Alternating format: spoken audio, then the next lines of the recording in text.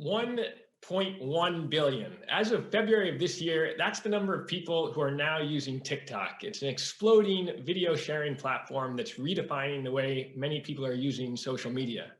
Now, what you might not know is that an app that began predominantly with lip syncing and dance videos recently surged and has become the socially minded content hub. That's right, dance videos are now being supplanted with content demanding justice for Black Americans, videos that are humanizing individuals living with rare forms of cancer, and even video strikes by students demanding fairer wages for their teachers. As executive producer of ABC Localish, a Disney initiative that celebrates the good in America's communities, and an avid TikTok user myself, I continue to be inspired by the stories of TikTok activism across the globe. Today, I'm joined by 3 of these remarkable activists who are taking TikTok by storm with their educational and deeply entertaining content. In addition to learning more about their work and backgrounds, I'm hopeful that today's conversation will also provide some helpful tips for content creators out there listening and considering TikTok as your own platform to change the world. It's my honor to introduce British dancer and disability activist Kate Stanforth, US American writer and educator Tony Weaver Jr., and Canadian Two-Spirit Nakota Sioux TikToker and Twitch streamer Kyron Potts. Thank you all so much for being with me today.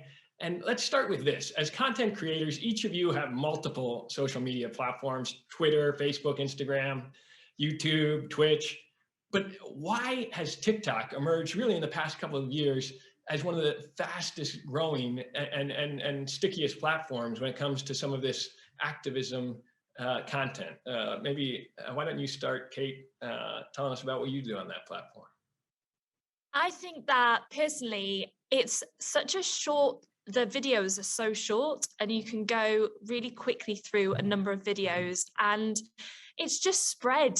And I love the fact that there's such a wide range of people on there from all over the world, and you're really easily able to connect with other people. And the algorithm means that they start to pick up people like you or things that you're interested in. So as an activist, I started being able to connect with other activists, which was really interesting, and a dancer as well. And yeah, it was just incredible that this platform kind of grew and grew and is still growing today. And just describe, Kate, what you do when you are putting these videos up on TikTok.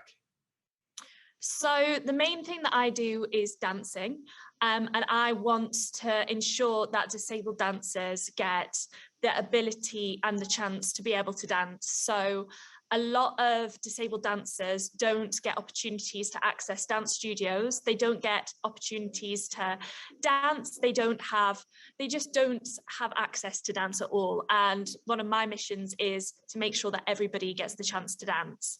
But also I am a disability activist in general. I fight for disabled rights, and I make sure that everything is talked about in the disability world, from housing to costs of living to anything that I can kind of talk about. I want to make sure that my voice is heard, but also people in the disabled community voices are heard, and that's why I use my platform to hopefully help everybody that I can.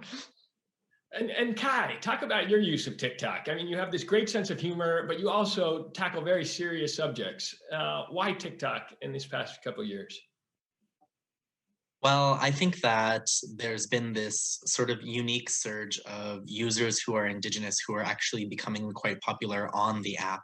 And that's something that I hadn't really seen before in other social media platforms like Facebook, Instagram, for example. It seems like with TikTok in particular, I think a lot of it has to do with the algorithm and the way that videos are being shown to other folks, sort of without them asking for it.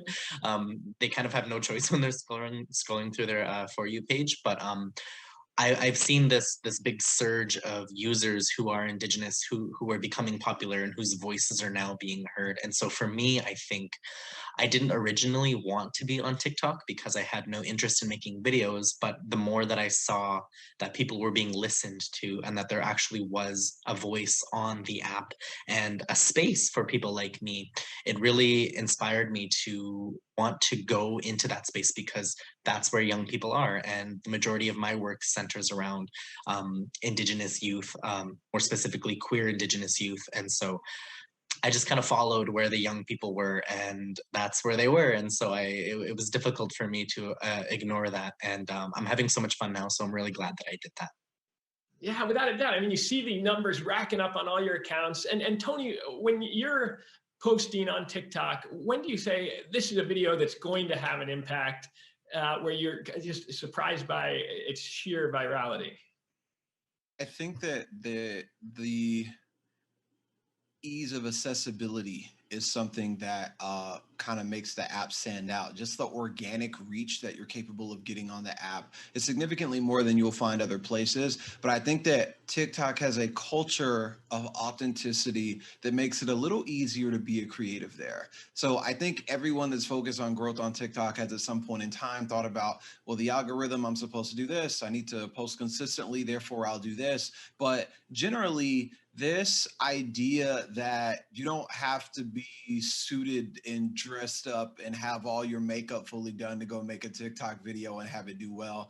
You don't have to be in a professional studio with a 4K camera and all your like Foley sound effects. All of the things that I was taught when I was in college studying strategic communications about high quality video production, Avid, Premiere, all of that stuff. TikTok is like, you don't really need that. As a matter of fact, it's kind of weird if you do. Why does your video look that produced? I would much rather you show up with your authentic self with just what you're filming on your phone. And I think that ease, that lower barrier of entry makes it really easy for people to find their voice and to find their audiences and their communities. And Tony, can you talk a little bit about the kind of videos you tend to post there? Obviously, you're in the comic world and graphic novels, but what do you tend to submit to TikTok? That's one of my favorite things about TikTok. So people have to find out who I was on TikTok, which is kind of fun. I say that with no arrogance at all. I showed up on TikTok talking about manga because, as you can see, like I love manga. I love graphic novel storytelling. I love sequential art, and I would start doing funny videos about manga. And gradually, people would pop up in the comments and be like, "Did you do a TED Talk? I think my teacher showed a video of you in class." And I'd be like, I have no idea what you're talking about. I am an overly excited nerd. I don't know who this social activist person that you are speaking of is. But over time, especially as events like George Floyd happened, I felt like it was important to say, okay, like this is your platform anyway, and this is a place where you speak. It's really important for you to contribute your voice. So I started talking more about representation and the power of stories, and that's kind of where I land. And Kate, in one of your TikTok videos, you mentioned that being a disabled person is hard enough, but being a disabled person on social media site is really, really difficult, and we all need to stick together. What specific difficulties have disabled people faced on social media, specifically TikTok, and what kind of feedback do you have and have you received that encourages you to keep posting, to keep putting yourself out there? So I have a lot of issues on social media, particularly trolls. You always get that. I think everybody gets that. Somebody will always write that comment and say, you know, something horrible. And one of the things that I have personally struggled with on TikTok is I've had my content blocked for no apparent reason. So I have been blocked because of my disability. And it sounds, you're probably like, whoa, you've been blocked because of your disability. It's actually been proven that they've blocked content because of disabilities, because they're not really sure what to do about it, because a lot of people start commenting bad stuff. And then they need to just say, we need to moderate this, so it's been blocked. The good thing, though, that came out of it is a lot of us disabled creators are now in touch with TikTok directly, me included, and we're trying to help TikTok being able to improve.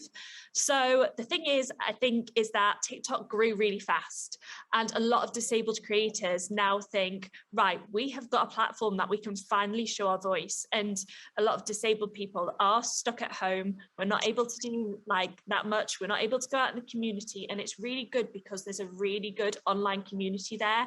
However, we are really susceptible to getting trolled, getting blocked, you know, all of this online, not very nice stuff.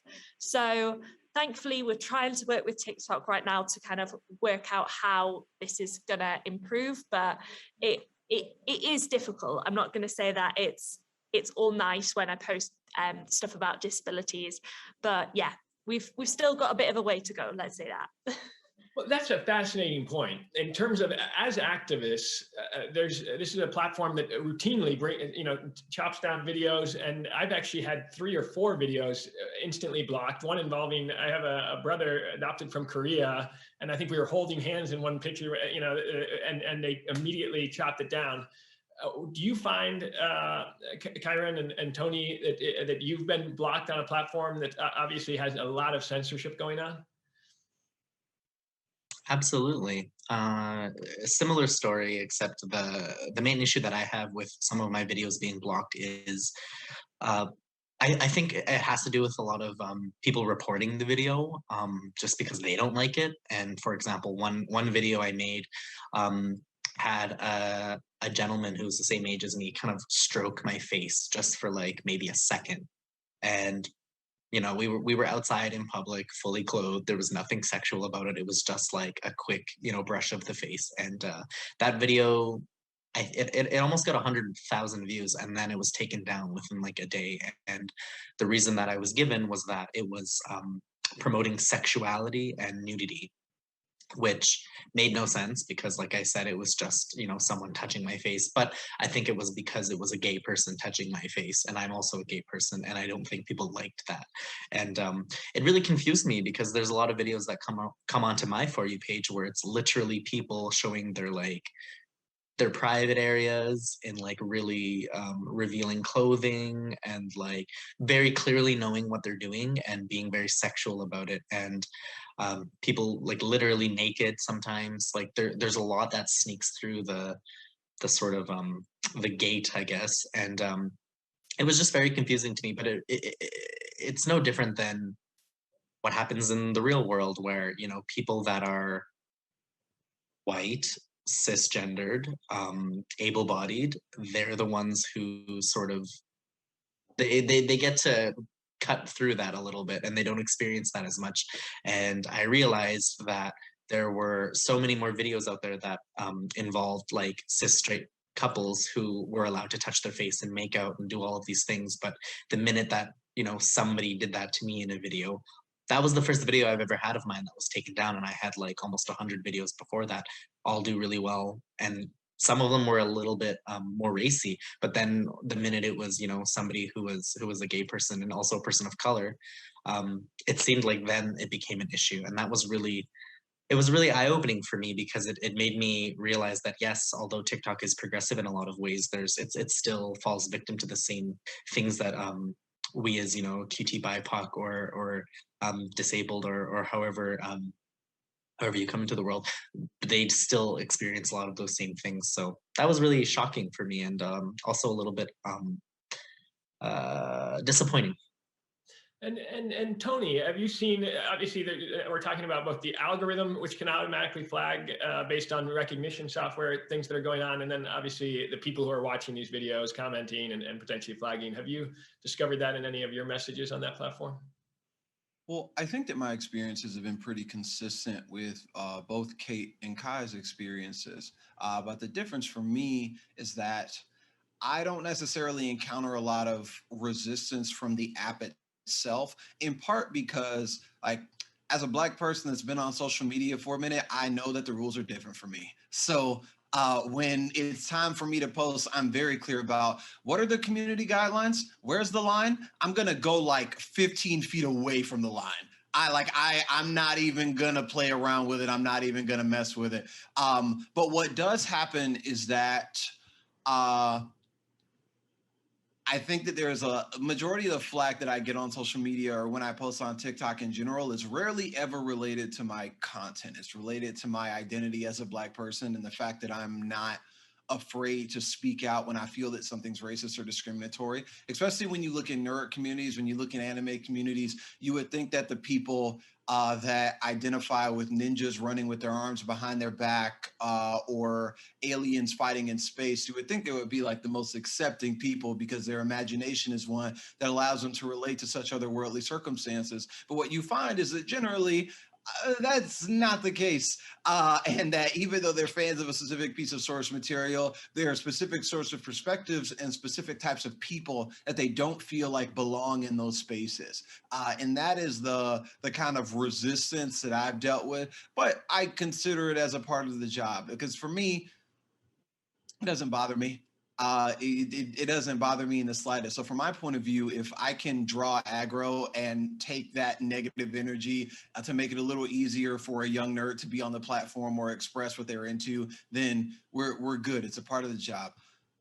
Oh, it's inspiring. And Kyron, in an interview with the Toronto Star, you mentioned that you wanted to use humor as a vehicle to get people to listen and to become less scared of what you were going to say. Why do you think people are uncomfortable with what you're sharing sometimes? And how do you leverage your humor and the TikTok platform to make your audience more receptive to the stuff you're putting out there? I think it kind of butters them up and softens the blow a little bit.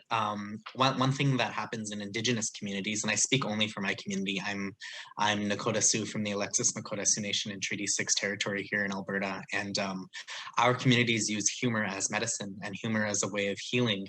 And I think, without trying to be pan-Indigenous, I think that there is that same idea across many Indigenous communities in Turtle Island in North America. And so humor is just something that is interwoven into every little thing that we do in our communities. Like even in the most sacred, traditional, like serious ceremonies, the elder who's performing the ceremony will usually crack jokes when you expect them to be very serious.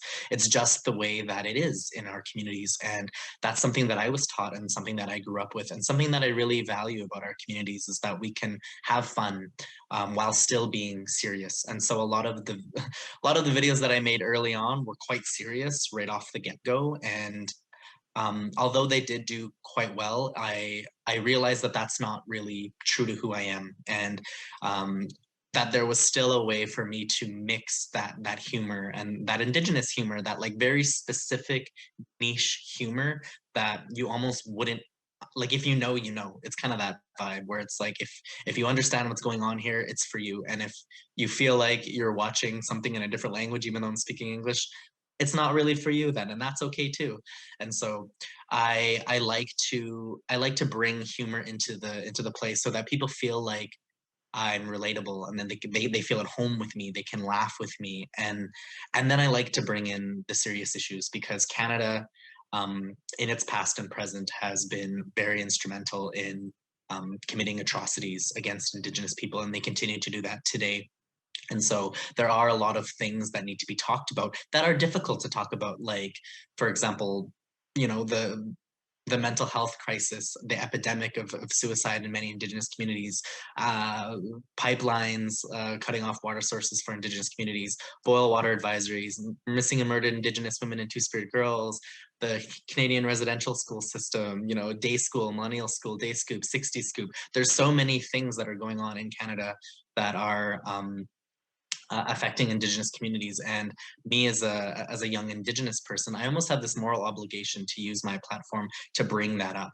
And one way that I can do that is if I can make people laugh, that's a good way to, you know, step into the door and make them feel a little bit more comfortable with the content that I'm about to bring up, because no one wants to just kind of go into it without knowing what they're getting into, which is, I think it's a strategy that a lot of people use, is just being very like shock value right in your face, but it's not the way that I like to operate. So yeah, being funny and making people laugh first, and then, you know, throwing in my little seeds of awareness and of advocacy for the Indigenous community is something that I like to do, and I think kind of resonates a lot better with the community. Without a doubt. I mean, it creates this immediate connection and warmth, and then you can get the depth, and you do a remarkable job talking and connecting with folks using humor.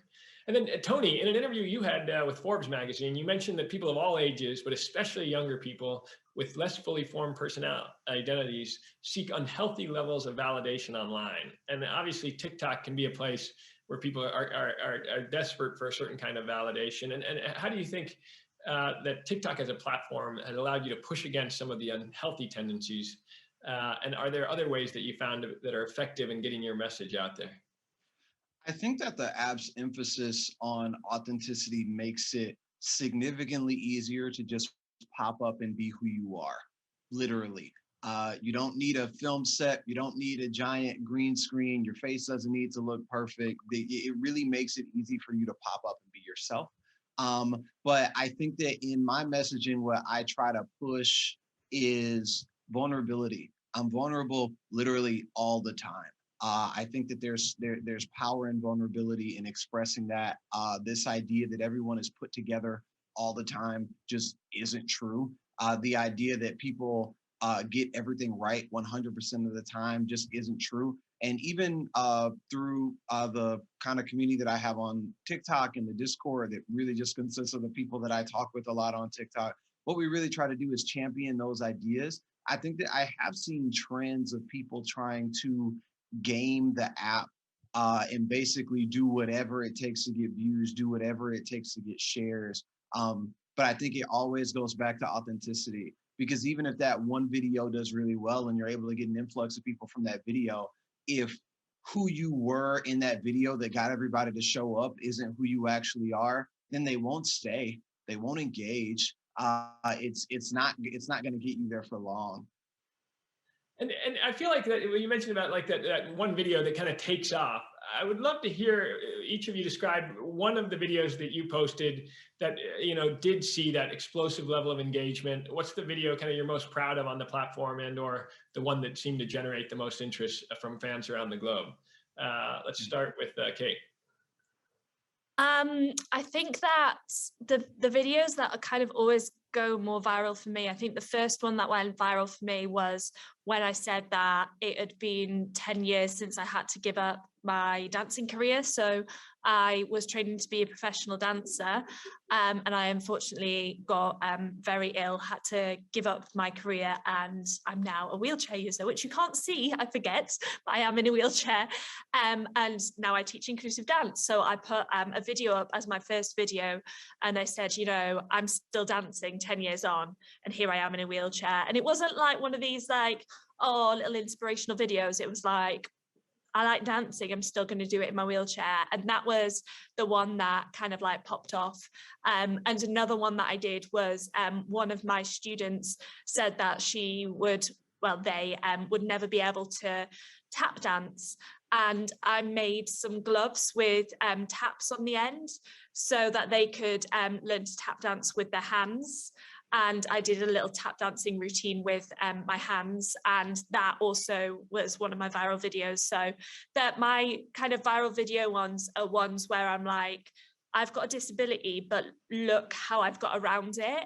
Mine never really want to be, oh, like I've got a disability, look at me, look at how I'm managing. It's kind of I'm adapting to my situation. So I'm really proud of the ones that I've done well, because it's just to kind of show the community how we are strong as disabled people.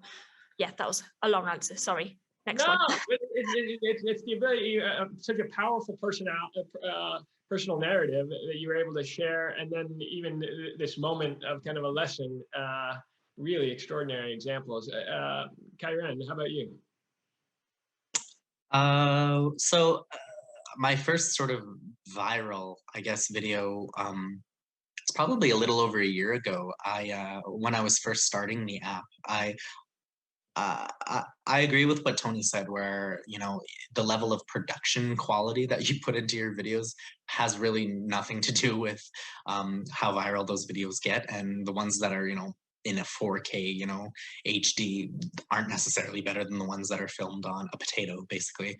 So I put a lot of time and effort and energy into my videos early on, and I would take 4 hours filming one video, and nobody would watch them. They would get 200 views, and this is before any of my videos had done well. And I was starting to think like, oh, maybe it's just not in the cards for me. After a month of making like 13 or 14 different videos and none of them doing well, I was like, oh well, at least I'm having fun. And then one day I posted a video, and it took me about a minute and a half to film.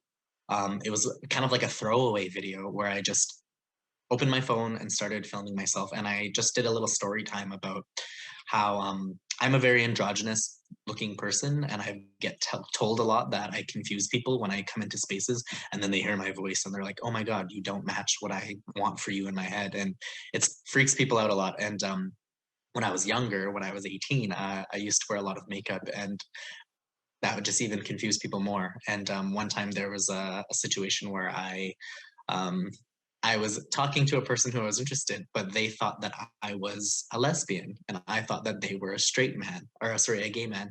It turns out they were a lesbian and I was a gay man. And so I did a little like story time about how I got confused at a bar once. And yeah, I went to bed, I took a nap, and then when I woke up 2 hours later, it was at like 700,000 views or something. And I was like, oh, wow, I put no effort into this video and it did really well. And then all the videos that I spent 5 hours editing did awful. So just my luck.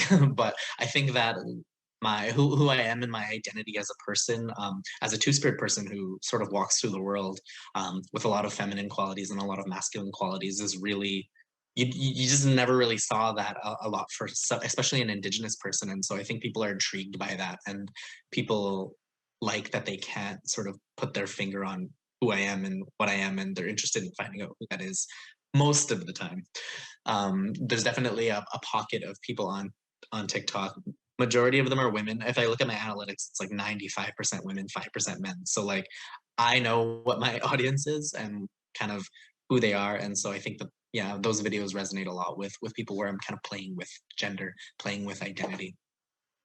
Yeah, I mean, it's so interesting, as you mentioned, just the honesty and the ability to tell a true story that makes people understand a bit of your experience seems to gain enormous traction. Tony, have you found something similar? Where are your hits coming from? Like I said earlier, I thrive on vulnerability, and the place where the videos that I think I'm the most proud of are the ones where I showcase that. So I did a video talking about the uncommons and me creating the uncommons for the first time. And I started the video with a screenshot that was basically a collage of some of the worst comments I've ever received about my work from people that haven't even read it. People telling me that it's not possible for me to make manga, people telling me that my story is trash, people telling me that nobody wants to hear from me, people telling me to stop what I'm doing.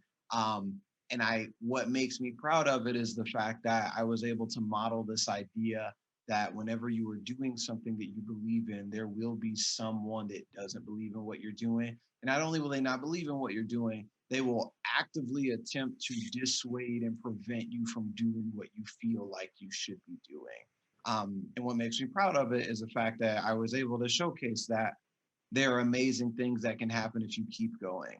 There, just like there are people out there that won't support you, there are people that will. And just like there are people that'll support you, there are people that need the support they'll get from you if you do what you're supposed to do.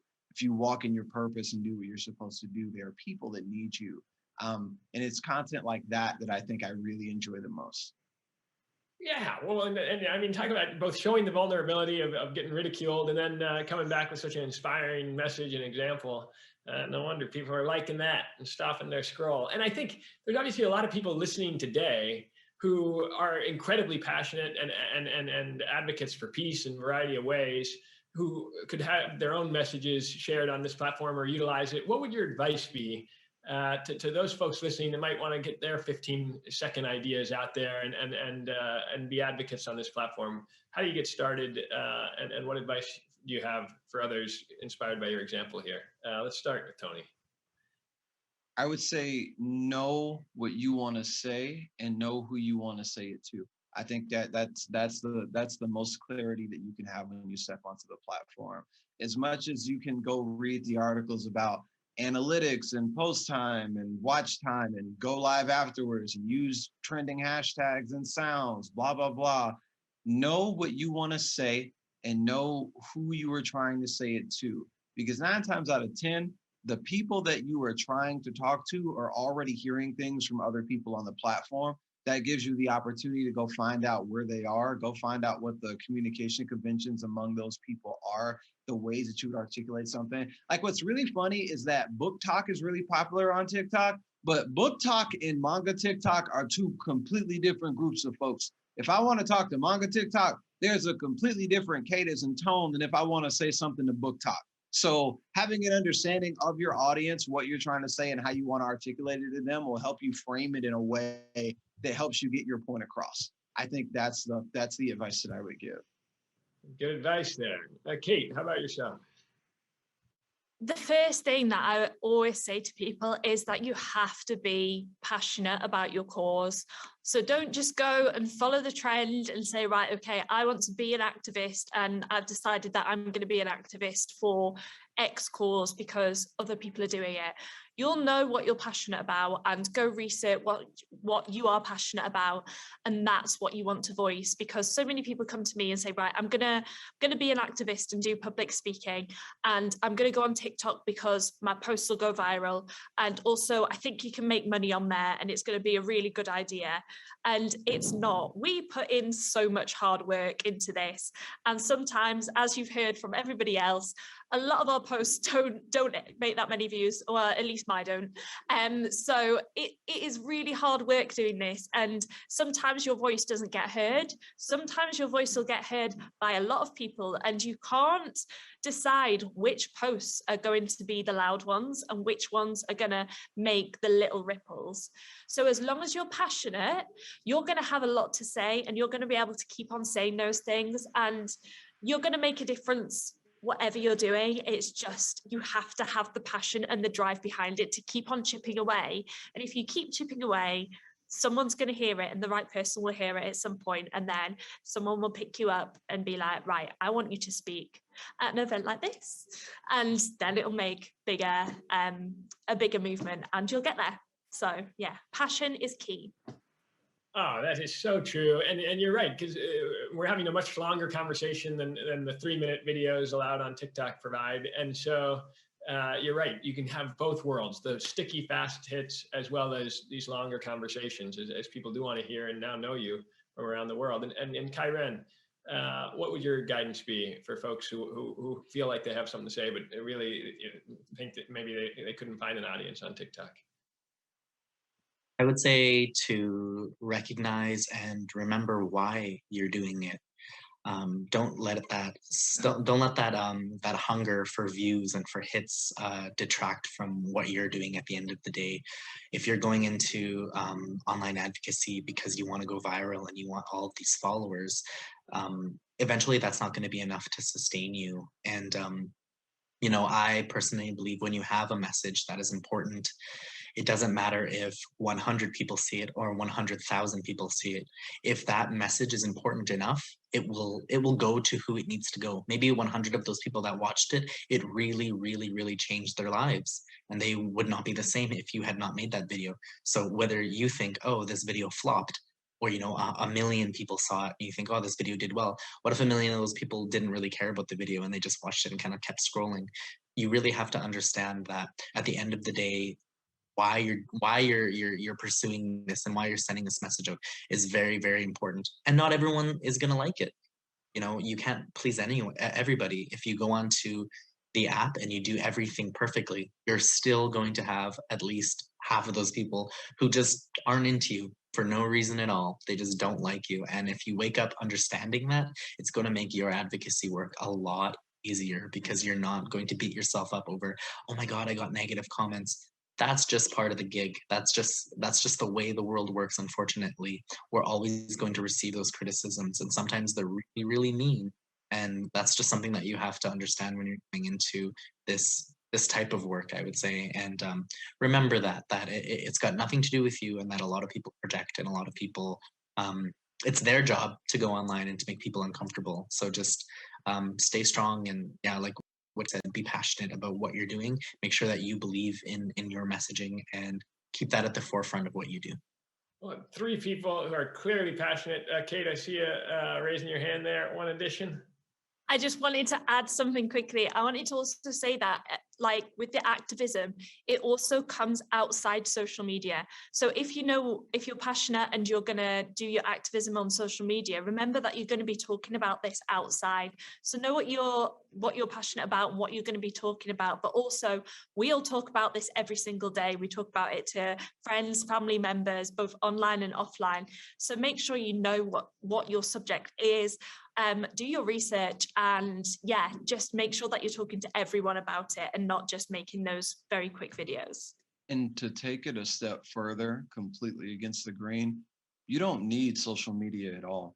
TikTok's fun. I enjoy it. I enjoy being there. I really enjoy the community. That being said, I was changing the world before I made my account.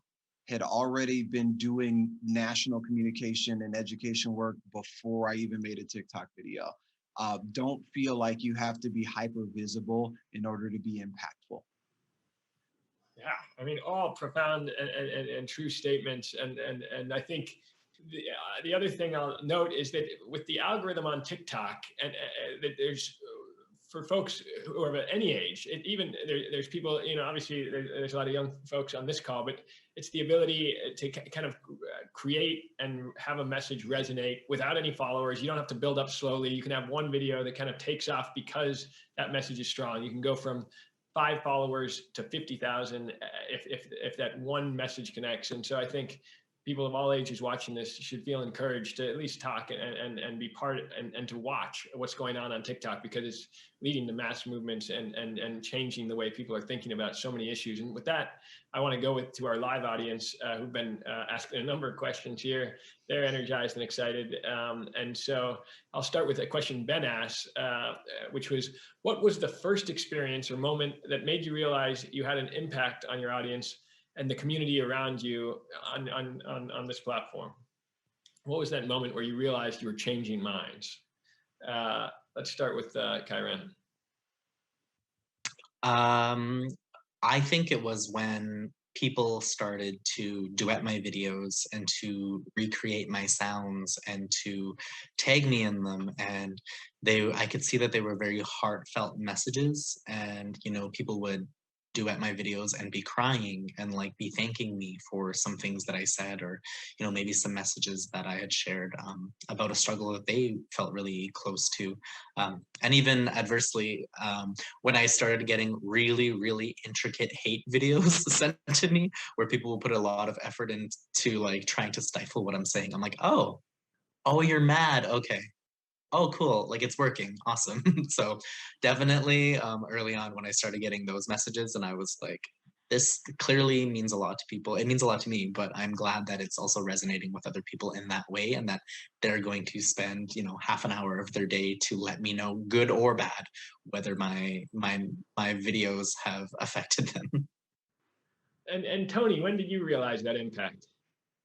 When people started hunting me down, that's when, like when I would see people off platform, like I make a TikTok video and then I go to Instagram and people are in my DMs and I'm like, how did you get here? I didn't even link this account yet. How did you like tracked me down? That's interesting. Like I said something that was so, like, you felt so incensed by it that you had to find a way to come tell me how you felt about what I said. And it wasn't even negative. It was like, oh, I really loved your video. And I'm like, how'd you get here? You know how hard it is to get people to click through links that you provide and make available? You went and like did some searching to get here. Interesting. Yeah, I mean, they want to have a personal connection, and then they feel like they do because you're appearing in their phone, and I guess they're taking it to the next level with DM. Kate, are you finding this kind of impact? Yeah, for me, it was when people had commented and said, you've enabled me to dance for the first time in a decade, or I didn't think I would be able to dance with a disability. But also on the flip side, for all the other disabled activism work, people have said, I haven't been able to rent a house because of my disability, and I'm having that same problem. What can I do? When I was able to support other people from all over all kind of issues. But also one of the pieces that went viral from my side, which is a little bit different in your country, but it's about benefits. There was a lot of people who contacted me about that and were so pleased that that was the first time somebody spoke out about that, and were like, me too. And it was one of these big Me Too movements for disability. So yeah, it's when you get those comments back where somebody's like, you have made the difference, you're like, whew, I'm so glad I said that. And when you put it online, it's scary. But then when you've done it, it's like, right, I'm so glad I did it. So yeah, the comments are lovely when they're nice. Yeah, and I think that's true. Like, I know that people, there's a way, television used to be one way, and this social media is always a back and forth where the creators are both sensitive and it becomes a real conversation. And so it's great to hear that all of you are paying attention both to the comments and the messages that are coming through, reading the fan mail as well as the hate mail. Maya wants to know, do you have advice for someone new joining TikTok? And we kind of covered that in our last question, but also she's scared of getting addicted to the platform, but I want to watch your content. So what's kind of like an easy way in to the TikTok world and without kind of being utterly consumed by it? Kate. I will honestly be really open here and say that I got really addicted to TikTok, and I don't know how many people will openly say that. Maybe they will. But I used to become really obsessed with my views. The way that analytics work is usually that your first video especially will go quite viral. And that's so that people will get addicted to it. And I became so addicted and obsessed with the fact that, oh, I should make more videos and I should put more time into it. And you don't, as Kyron and Tony have said, you don't really need to put that much time into it. So start with just a few videos. You don't need to put too much effort, as I say. Know what you want to do and just set a time limit. I put a time limit on my phone now to scroll through stuff and engage with people that I like, because don't forget, engagement is important just for your side of things, but also for everybody else, to make friends and things, and then see how it goes. That's what I would say. Thank you. And then from the other perspective, as a viewer, Tony, and I'm sure not only are you creating content, you're also watching content on this platform. What's your advice, to just like the consumption patterns that are happening on that platform?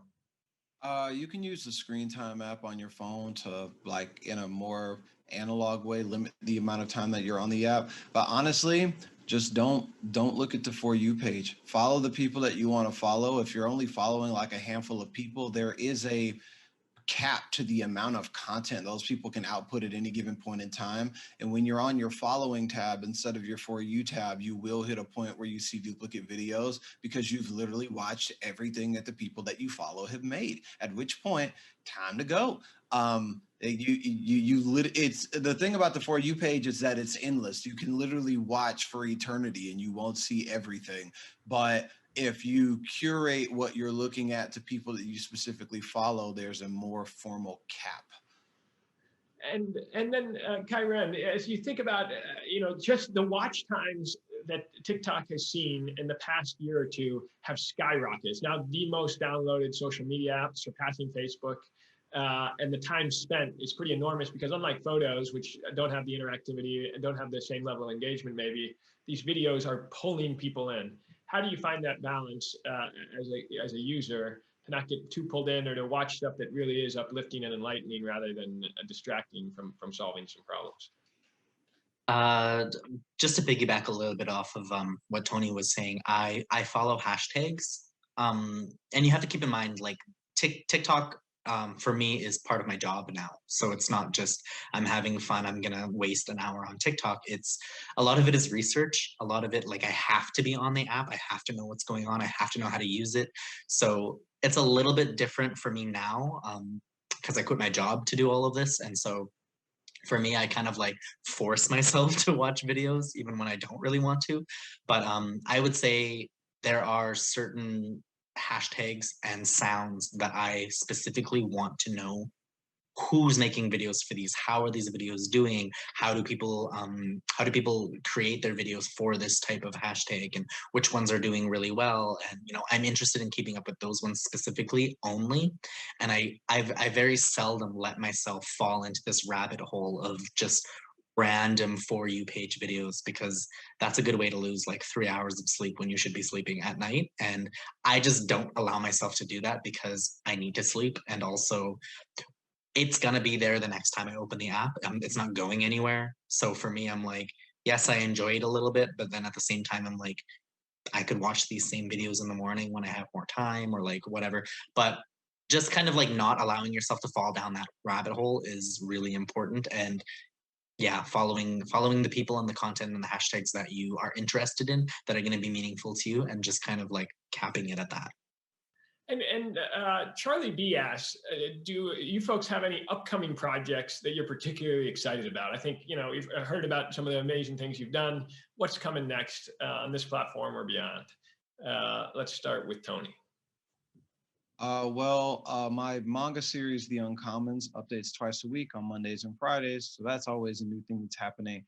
I have a series called Weirdo that's currently being illustrated over at First Second Books, the graphic novel imprint at Macmillan.